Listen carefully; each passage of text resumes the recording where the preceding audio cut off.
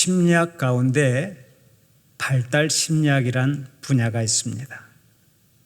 이 학문은 인간의 성장 과정을 여러 개의 단계로 나누어 분석하는 것입니다. 그런데 이 연구를 살펴보면 인생을 4계절로 나누어 비유해서 분석하는 학자들이 있습니다. 소년기를 봄철에, 청년기를 여름철에, 장년기를 가을철에, 노년기를 겨울철로 비유하고 분석하는데 아주 좋은 비유입니다. 소년기를 봄철로 비유하고, 청년기를 여름철로 비유하고, 장년기를 가을철로 비유하고, 노년기를 겨울철로 비유하는데 이 단계를 적용시킨다면 오늘 여기 계신 여러분들은 어느 계절에 와 있다고 생각하십니까? 봄철에 해당하는 분들이 있으면 손 한번 들어보세요. 어린아이 하나밖에 없겠습니다. 그러면 여름철 손 들어보세요. 나는 지금 여름철에 와 있다. 그럼 가을철 손 들어보세요. 가을철. 이기창 장로님도 가을철로 생각하십니까? 좋습니다. 그러면 겨울철 있으면 손 들어보세요. 나는 지금 겨울철이다. 손 내리십시오. 그러면 손 안 드신 분들은 어느 철이십니까? 저 위층에 앉으신 분들은 손을 다 안 드시는 것 같은데, 여러분 손 안 든 사람들은 다 철도 없이 사는, 막 살아가는 철없는 인생입니까? 인생의 봄에는 열심히 꽃을 피우고 인생의 여름에는 열심히 일해야 합니다. 그리고 인생의 가을에는 열매를 많이 거두고 인생의 겨울에는 언제라도 떠나갈 준비를 해야 합니다. 항상 천국으로 이사갈 준비를 하고 살아야 한다는 말씀입니다. 어쨌든 심리학 분야에서는 인생을 4계절로 비유하고 있습니다마는 성경에서는 인간의 삶의 단계를 딱 2가지로만 나눕니다. 그것이 바로 그리스도 이전의 삶과 그리스도 이후의 삶입니다. 그리스도 이전의 삶은 오직 자기 자신만을 믿고 살아가는 시기라고 말한다면, 그리스도 이후의 삶은 오직 그리스도만을 믿고 살아가기 시작한 시기라고 할 수 있습니다. 그러면 지금 여러분은 어떤 삶의 단계에 와 있습니까? 모두 다 그리스도 이후의 삶을 살아가고 있는 것입니다. 사랑하는 우리 성도들은 그리스도 이후의 삶을 주신 하나님께 감사하면서 오직 하나님을 영화롭게 하는 삶이 되시기를 바랍니다. 범사에 승리하는 삶이 되시기를 축원합니다. 오늘의 본문은 사도 바울이 그리스도 이전의 삶에서 그리스도 이후의 삶으로 전환하는 사건을 기록해 놓고 있습니다. 그가 예수님을 만나기 전에는 어떻게 살았고 예수님을 만난 후에는 어떻게 살았는지를 알려주고 있는데, 오늘은 그것을 살펴보면서 함께 영적 교훈을 찾아보고자 합니다.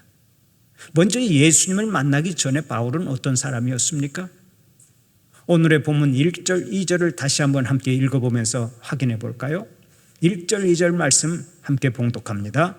사울이 주의 제자들에 대하여 여전히 위협과 살기가 등등하여 대제사장에게 가서 다메섹 여러 회당에 가져갈 공문을 청하니, 이는 만일 그리스도를 따르는 사람을 만나면 남녀를 막론하고 결박하여 예루살렘으로 잡아오려 함이라. 아멘. 바울은 예수님을 만나기 전까지 사울이라고 하는 이름으로 살았는데 그때는 그리스도인들을 핍박하는 자였습니다. 그래서 성도, 그 도를 좇는 사람들, 그 도를 따르는 사람들을 만나면 끝까지 잡아다가 투옥을 시켰습니다. 그 열심이 얼마나 특출했던지 예루살렘에서 240km나 떨어진 다메섹까지 가서 예수 믿는 사람들을 잡으려고 했다는 것입니다. 말이 그렇지 240km가 얼마나 먼 거리입니까?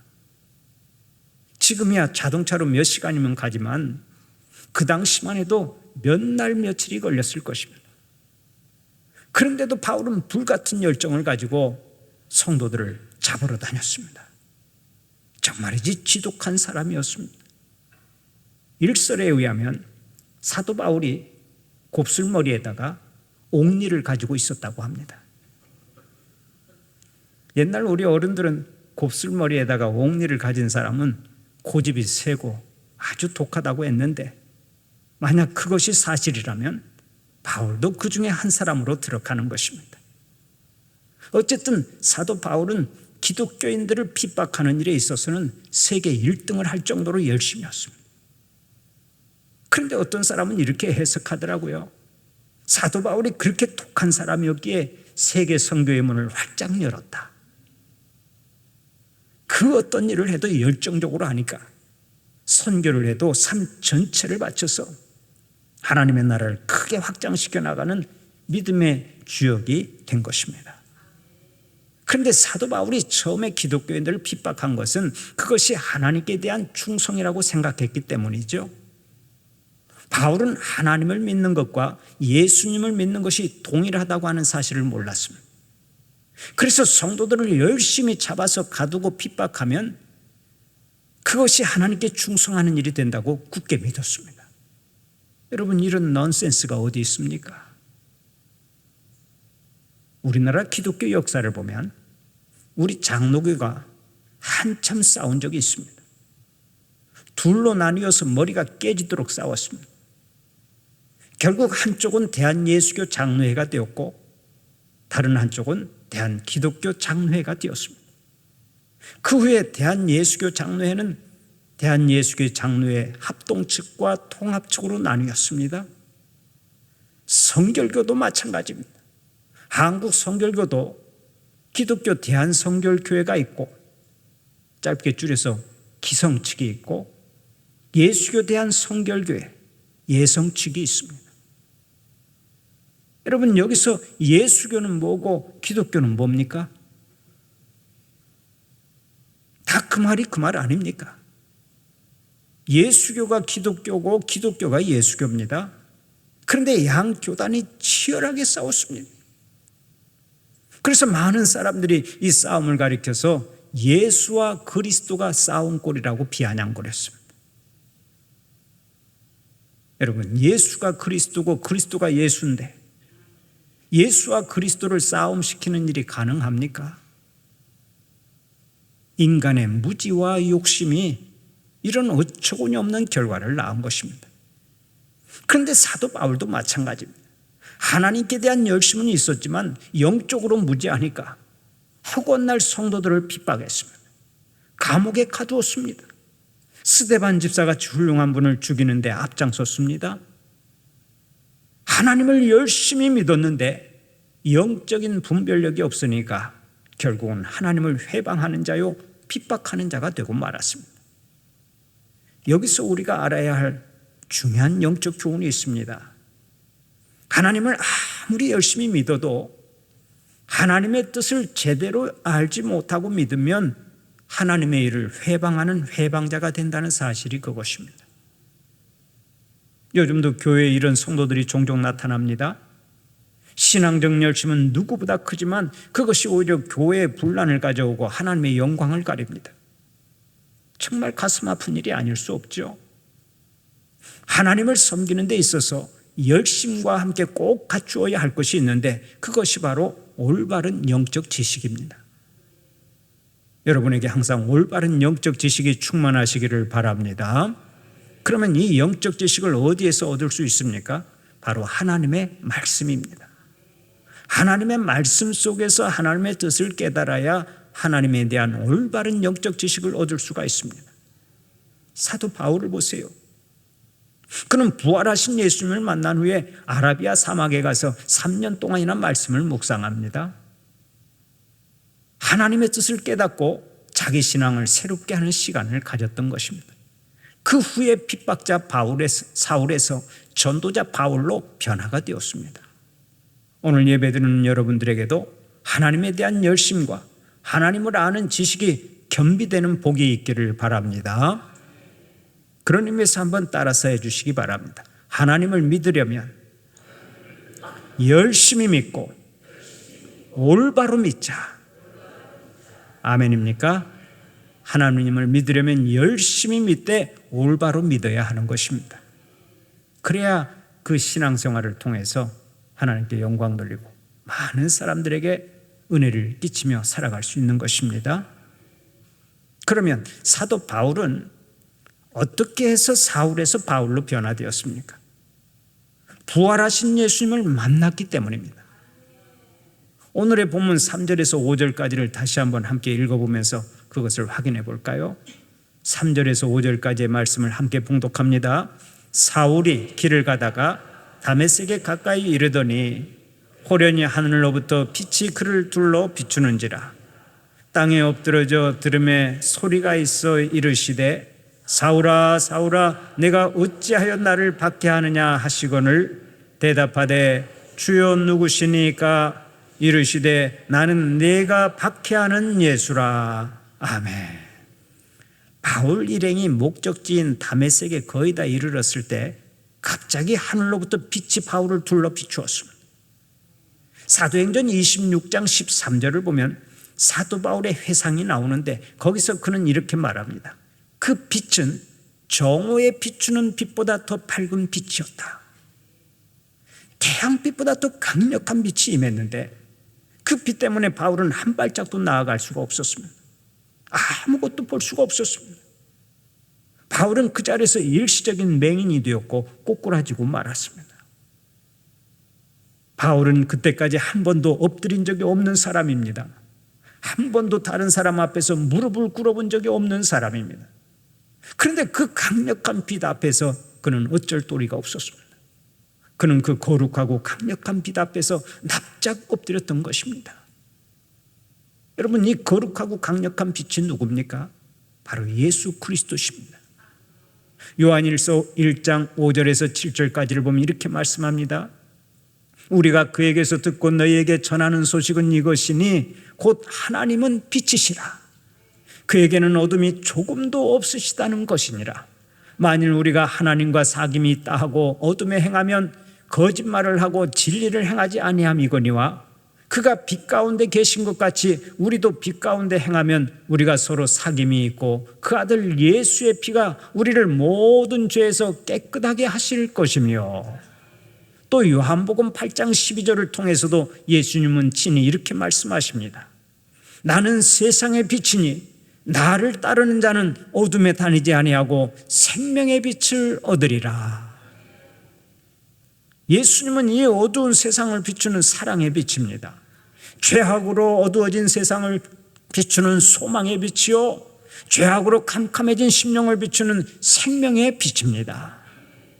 이 빛이 비치기만 하면 숨은 것이 다 드러나게 되죠. 죄와 허물이 다 드러나게 됩니다.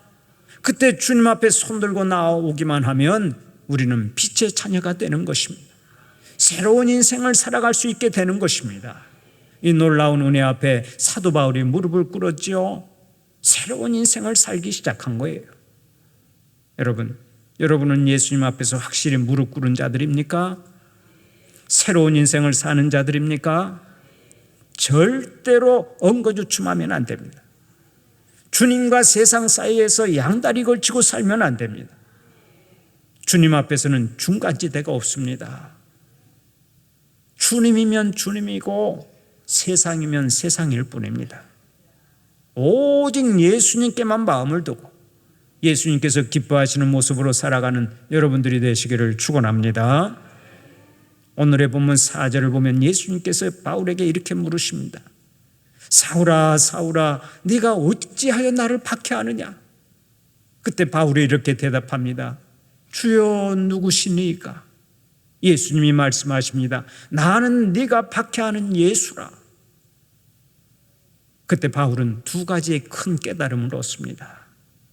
하나는 예수님이 바로 하나님이시라는 것이고, 또 하나는 성도들을 박해하는 것이 예수님을 박해하는 것이라는 사실이었습니다. 잘 기억하세요. 성도들을 박해하고 교회를 핍박하는 것은 바로 예수님을 박해하고 핍박하는 것입니다. 성도들을 힘들게 하고 괴롭히는 것은 하나님을 대적하고 회박하는 것이라는 말씀입니다. 그러므로 그 어떤 교인도 실족하게 하는 일이 없어야 합니다. 교인들을 시험 들게 하고 실족하게 하는 것은 바로 예수님을 박해하는 일이 되는 것입니다. 그럼 우리 성도들은 혹 핍박을 당한다 할지라도 낙심하면 안 되겠죠. 낙심하지 않고 주님 손 붙잡고 끝까지 인내해야 합니다. 내가 핍박당하는 것이고 내 안에 계시는 예수님께서 핍박당하시는 것이기 때문에 그렇습니다.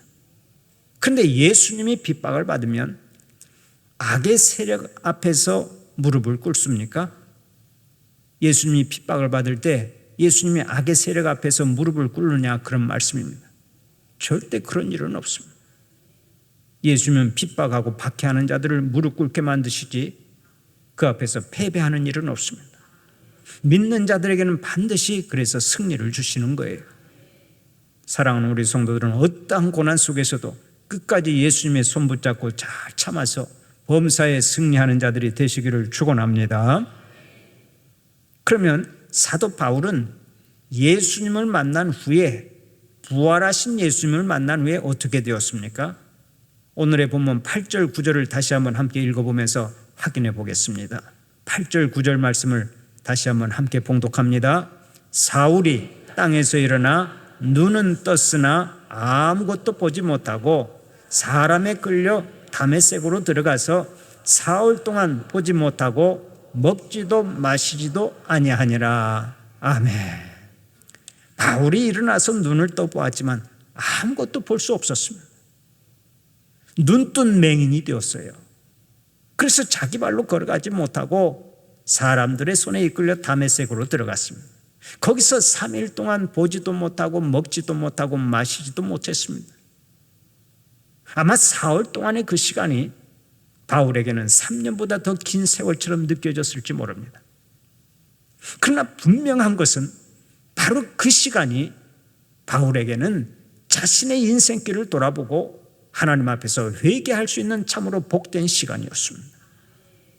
바울은 그 3일 동안 철저하게 깨지고 회개하고 주님을 위해서 다시 태어나는 시간이었던 것입니다. 그런 의미에서 생각해 보면 그 3일간의 시간은 아름다운 고통의 시간이라고 말할 수 있습니다. 모태에 있던 아기가 한 인간으로 태어나기 위해서 한순간의 고통을 경험하듯이 바울은 주님의 사랑으로 다시 태어나기 위해서 아름다운 고통의 시간을 가졌습니다. 이것이 놀라운 복인 줄 믿으시기를 바랍니다. 전주에서 목회했던 김성기 목사님이라는 분이 계셨습니다.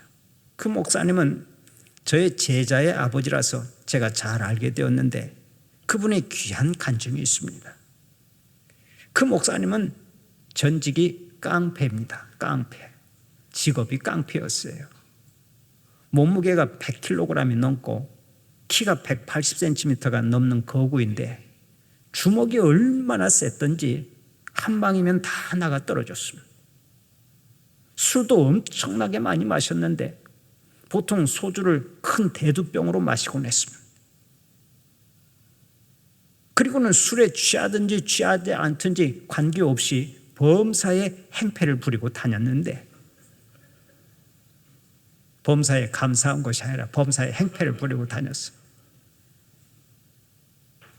지나가는 버스까지 세워놓고 돈을 뜯어가는 깡패였습니다. 얼마나 악하게 살았습니까?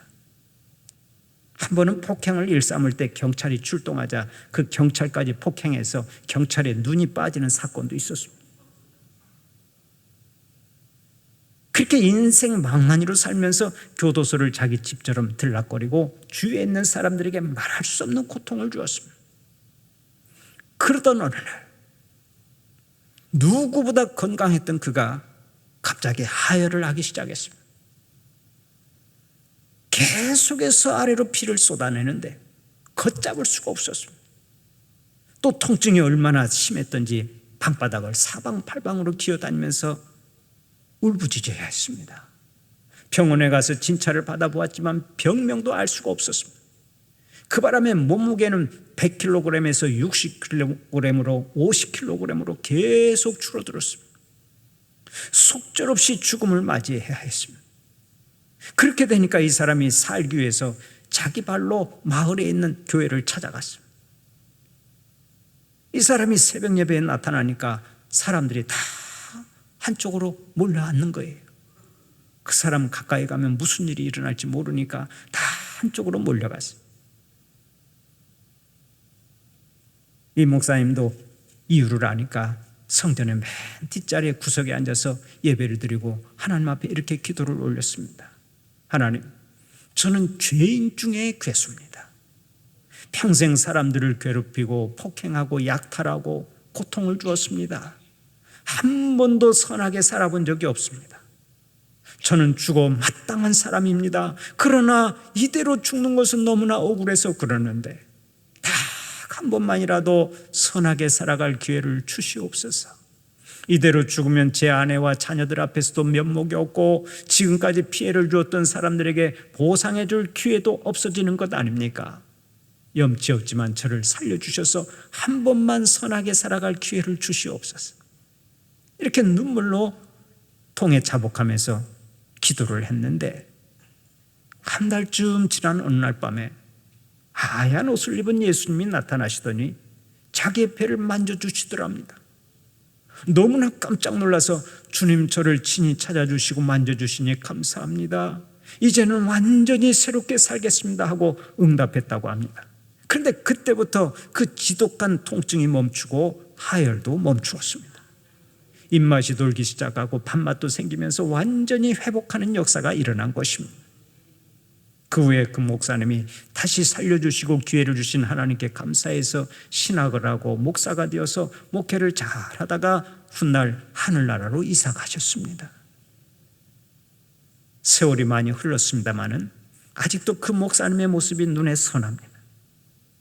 이제 와서 생각해 보니까 그 목사님이 육신의 고통 때문에 방바닥에서 뒹굴고 성전에서 무릎 꿇고 기도했던 시간은 참으로 큰 고통의 시간이었지만 동시에 그 시간이 축복의 시간이었다고 생각이 듭니다.